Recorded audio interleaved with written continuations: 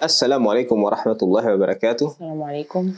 En este vídeo queremos tratar el tema de la secularización y primero quiero dejar claro que esto no tiene nada que ver con política. Mucha gente dice, oh, secularización, quieren instaurar la Sharia, bla, bla, bla. No estamos hablando de ninguna de esas cosas, ¿vale? Estamos hablando de que el ser humano, desde una perspectiva en base al Islam, en base a la realidad, el ser humano es un todo, ¿vale? Y ese todo pues tiene pues un aspecto animal o un cuerpo, luego un aspecto espiritual, y la idea en el Islam es que la guía del creador lo engloba todo, ¿vale? No puedes decir, mi creador me guía en lo que se refiere a ser buena persona, pero no me guía en lo que se refiere a rezar, o solo me guía en rituales, pero no me guía en lo que se refiere a ser buena persona. Y esto es un producto bastante nuevo, digamos, de la vida actual, pero cuando un niño o una niña pues empieza a estudiar, por ejemplo, yo que sé, vamos a poner por caso ciencia y le enseñan pues cómo funciona el universo, física, tal, de una forma totalmente desprovista de Dios o desconectada de Dios, aunque no se lo expliquen de una manera totalmente atea, ¿vale? Contraria a Dios, sino el estudio de estas cosas es algo que va por un lado, luego la religión, como una categoría separada, es lo que me enseñan en la mezquita. ¿Y qué es lo que ocurre? Que este niño dice, vale, voy a crear varias personalidades o varios compartimentos en mi mente. Uno es el religioso, que es el que se aplica a ir a rezar y aguantar a la mezquita y toda esa gente. Luego el académico, que es el de la escuela, o el intelectual, bla, bla, bla, y yo qué sé. Y claro, eso es un fracaso, ¿vale? En cualquier educación islámica, ¿vale? ¿Por qué digo que es un fracaso? Sencillamente porque el Islam, es decir, la idea es que el muslim, cuando ve el universo, ve la creación de Dios, ¿vale? Una creación repleta de propósito. No ve simplemente cosas que se mueven, átomos, y luego en la mezquita leemos el Corán y es como que se han creado estas diferentes personalidades. Me gustaría preguntarte, Samia, ¿cuál ha sido tu experiencia? Porque esto de tener que crear compartimentos nos ha pasado prácticamente a todos, ¿vale? Sencillamente porque el Islam no es solo un error en casa se nos ha enseñado el Islam como, bueno, pues materia religiosa. Entonces la clasificación que existe en el mundo moderno de religión versus ciencia, por ejemplo, es un invento, es un constructo, ¿vale? Posterior a la... no me sale la palabra, al Renacimiento, a la Ilustración. Y realmente Dios no ha dicho, mira, esto es la creación del universo, es el universo, que esto es ciencia, y luego tu necesidad de derivar lecciones... No, de hecho, Dios deriva lecciones del mundo natural que afectan a tu comportamiento moral. O sea, hay una conexión. Y eso es lo que el ser humano anhela interiormente, que haya una coherencia en todo y un porqué o un propósito.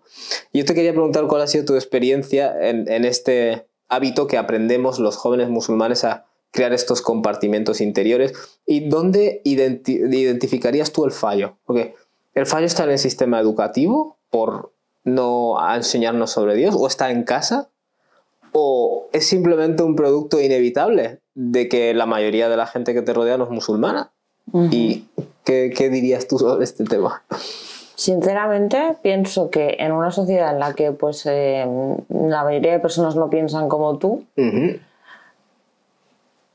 sí o sí vas a tener dudas y vas a tener estos momentos de cuestionarte, como he dicho en otras ocasiones, el tema de que va a llegar cierta edad en la que te vas a cuestionar cosas y creo que es necesario. Yo creo que para crecer en todos los ámbitos es importante cuestionarse muchas cosas, ¿no? Y buscar respuestas, que es genial si ya las tienes, ¿no? Pero yo personalmente esto lo he vivido, claro, he vivido esto de, vale, soy musulmana, pero no tiene absolutamente nada que ver con la ciencia que estudio y no tiene absolutamente nada que ver con la sociedad. Y sí que es verdad que siempre, yo al menos desde mi perspectiva, siempre he necesitado como una armonía entre esas tres cosas, ¿no? Entre todo. Parece que muchas veces la religión no va ligada con tu forma de socializar o con las personas con las que te rodeas. la famosa ciencia versus religión, ¿no? Que parece que está súper reñida y sin embargo yo creo que la religión misma es una ciencia. Entonces, en este caso el Islam. Y sí que siempre se ha echado de menos, yo por lo menos, esa armonía entre todo, ¿no? Que digas, vale, ahora entiendo mi lugar, ¿no? Entiendo que no soy, en verdad no soy tan diferente. Creo que a cierta edad, en la adolescencia, tienes esa sensación de ser completamente distinta al mundo.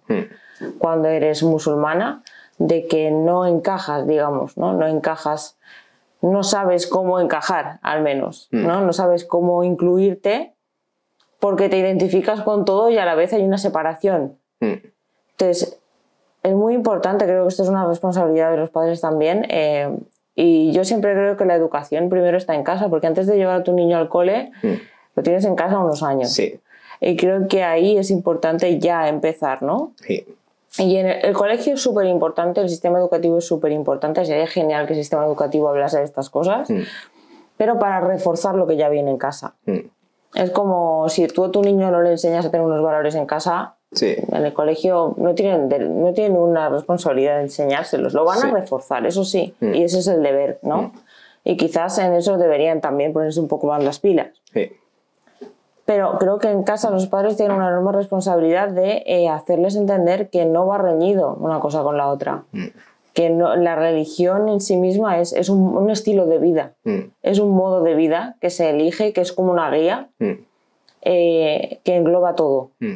Y la ciencia mismo, que es lo que creo que es lo que más, cuando somos adolescentes, es lo que más dudas tenemos, ¿no? El tema de la ciencia y la religión, que parece que se llevan mal. Hacerles entender que es completamente lo contrario, ¿no? Que es lo mismo. Una cosa no es nada sin la otra, es todo un todo, ¿no? Y es importante esto hacérselo saber desde pequeños. Una estrategia que yo utilizo, por ejemplo, cuando mi hijo me habla, nuestro hijo, he aprendido esto sobre los mamíferos y no sé qué, las categorías, ¿no? De especies, que eso lo han aprendido ya. Y yo le digo, anda, mira lo que dice Dios sobre eso. Y le enseñé particularmente algo de Suratul Jathia. En vuestra creación y en la diversidad de las especies que Dios ha diseminado también hay ayat. Mi hijo me pregunta, ¿qué significa signos? Bueno, signos significa indicativos, ¿no? De la misma manera que cuando tú haces un dibujo, la gente que lo ve sabe que eres muy listo y que sabes dibujar, ¿vale? Porque ese dibujo indica algo sobre ti. Entonces, cuando tú veas la diversidad de especies, eso te indica algo sobre el creador, ¿vale? De esta forma ella lo va entendiendo. Y, o sea, yo siempre intento ligar cuando observa el mundo natural, o sea, en el colegio te van a explicar cómo funcionan los animales que hay, pero no te van a explicar el por qué o qué lección moral tiene para ti. Eso lo haré yo. Y seamos honestos. Independientemente de lo que tú pienses, yo pienso particularmente que la secularización del ser humano tiene un peso o unas consecuencias en su salud mental, porque le has roto por dentro, ¿vale? Pero independientemente de que yo piense eso o no, este es un mundo que es así. Yo no puedo ir al colegio y decirle, cuando enseñes a mi hijo las especies, háblale del Corán, porque esa no es la realidad, ¿vale? Entonces, sé honesto como padre o madre y acepta que tú tienes ese papel, ¿vale? Te toca a ti hacer eso. Y por eso digo, tener un hijo, si quieres educarle en el Islam, en un mundo, pues en este caso secularizado, supongo que sería la palabra, asume que es una responsabilidad difícil y haz lo que tienes que hacer. O sea, te toca a ti aprender a enseñar a tu hijo a vincularlo todo para que no cree estos compartimentos dentro de su mente. Te quería mencionar otro ejemplo. Por ejemplo, cuando me menciona algo de botánica y de los diferentes tipos de árboles, y extraje un interesante, algunos pasajes del Corán donde Dios habla de la vegetación y la necesidad Dios usa la palabra de observarla y de analizar, ¿no? El tafakkur, observar el mundo natural para sacar lecciones morales. Entonces le expliqué, mira, una lección que puedes sacar de la diversidad de las plantas, por ejemplo, le hice un símil de la diversidad de las personas, ¿no? Hay un interesante pasaje en Surat Fatir que Dios menciona la diversidad de colores en la tierra. O sea, hay arenas que son muy claras y luego hay tierras que son oscuras. Hay árboles que son muy intensos y otros árboles que son de un color menos intenso. Yo le expliqué, esto se debe al clima, ¿vale? El clima árido, le di el ejemplo, cuando estás en Valencia, por ejemplo, la vegetación tiene un color más frondoso o más intenso que cuando estás en Albacete, porque el clima es más árido. Dije, pues las personas también venimos de diferentes climas, tenemos colores distintos, pero somos iguales, ¿vale? Es lo mismo, simplemente adaptado a diferentes contextos. Y también otra lección sobre la vegetación que enseña el Corán es comparar la vida humana a la vegetación, para evitar que te conviertas en una persona avariciosa, por ejemplo. Dios te dice, no olvides que en la vida es la'ibun wa lahun wa zinatun, jugar, distraerse, embellecerse, wa tafakhurun bainakum, presumir unos ante otros, wa takathurun fil amwali wal aulad, y competir, ¿vale? Esencialmente, a la hora de ganar dinero o trabajo, o a la hora de tener hijos, lo que sea. Pero luego Dios dice, da como un símil de que observa la vegetación, la forma en la que cuando Dios hace que caiga el agua parece súper espléndida y fabulosa, pero luego se convierte en paja, ¿vale? Entonces te está enseñando a decir, todo lo material que tú quieras acumular, tienes una lección en todo el mundo natural y en la vegetación, ¿vale? Para que entiendas que estas cosas se convertirán en paja. Pero lo que va a perdurar son al-baqiyatus salihat, las acciones buenas que hagas, ¿vale? Es decir, la moralidad perdura, lo material es efímero. Vale. Tú ya has aprendido algo sobre las plantas, pero verás a las plantas de una forma diferente. Porque todo, en este universo todo te estará recordando una lección moral, ¿vale? Sí. Que ese es el problema del universo en el que nos han metido hoy en día, un universo en el que nada significa nada. Sí. Asume como padre, y eso es mi principal lección, o como madre, que ese papel te ha tocado a ti. No puedes exigirle al sistema educativo que se islamice o que inserte a Dios desde una perspectiva del tawhid. No te corresponde, o sea, no les corresponde a ellos, te corresponde a ti adelantarte a esa separación que le van a hacer y tú protegerle de ello. No sé si me Sí. De hecho, yo suelo, bueno, yo soy la chica del folio y el boli, ¿vale? Que creo que todo se puede apuntar, porque por lo menos a mí me ayuda a escribirlo. Total. Pero ya no digo antes de tener hijos, incluso cuando los tienes y son pequeñitos, pues es importante hacer una vista atrás y decir, vale, ¿qué me hubiera gustado a mí saber con 15, 16 años, ¿no?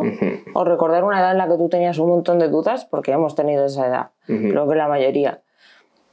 ¿Qué me hubiera gustado? ¿Qué tipo de respuestas me hubiera gustado a mí tener, ¿no? O qué preguntas me hacía yo, y apuntarlas y apuntar la respuesta en base ahora a tu madurez, ¿vale? Y con eso ya también tienes una base, ¿no? Para enseñársela a tus peques y decir, vale, es una forma de adelantarse. Porque de hecho son preguntas que, si preguntas a los adolescentes, la mayoría tienen el mismo tipo de preguntas. O sea, no es que cada uno... Exacto. Es muy previsible. Sí, totalmente. Entonces, un poco hacer la vista atrás y decir, vale, yo tenía esta duda, y ahora lo tengo claro, porque ya soy mayor, he madurado, me lo he estudiado, en su día busqué respuestas, las escribo, se hacen de manera sencilla. Lógicamente, a un niño no te vas a poner a explicarle tecnicismos. Correcto. De una manera sencilla, que ellos entiendan, y como digo, ellos tienen una gran facilidad para entender lo abstracto. A mí me hablas de cosas abstractas ahora con 30 años y me cuesta más. Sí. ¿Por qué? Porque tendemos más al razonamiento. Necesitamos cosas más lógicas, más matemáticas, más difíciles. Sin embargo, ellos lo abstracto es como, vale, me lo cuentas y enseguida lo entienden. Sí. Ahora, razona con un niño, no te va a entender. Entonces, creo que es importante adelantarse también de este modo, con este ejercicio tan sencillo como echar la vista atrás y yo digo lo del lápiz y el papel porque funciona, a mí me funciona, pero si no lo necesitas, estupendo, al menos lo piensas. Y con eso ya tienes una base, ¿no? Para educar a tus niños o al menos ayudarles a que no tengan estas divisiones el día de mañana. Sí, totalmente de acuerdo. Bueno, espero que este vídeo, el anterior, os hayan dado ideas sobre esas cosas que pueden ocurrirle a tu hijo, a tu hija, ideológicamente, ¿no? O espiritualmente, dudas, cosas que se van a encontrar ahí fuera y que ya tienes que estar precavido desde antes, ¿vale? Que no te pille de sopetón porque luego va a ser más difícil, ¿vale? Pero en muchos casos es replicable, porque las dudas que le viene a uno le viene al otro y luego al otro, luego al otro y luego al otro, y es un poco vergonzoso que no nos adelantemos ni creemos un sistema ya con estas respuestas y estén las cosas preparadas cuando ya han ocurrido 100 veces, ¿vale? Cuando un problema ha ocurrido 100 veces, ya se puede desarrollar un sistema o una solución para las siguientes veces, ¿no? Pero bueno, espero que hayáis encontrado beneficio en eso. Barakallahu fikum, wassalamu alaikum wa rahmatullah.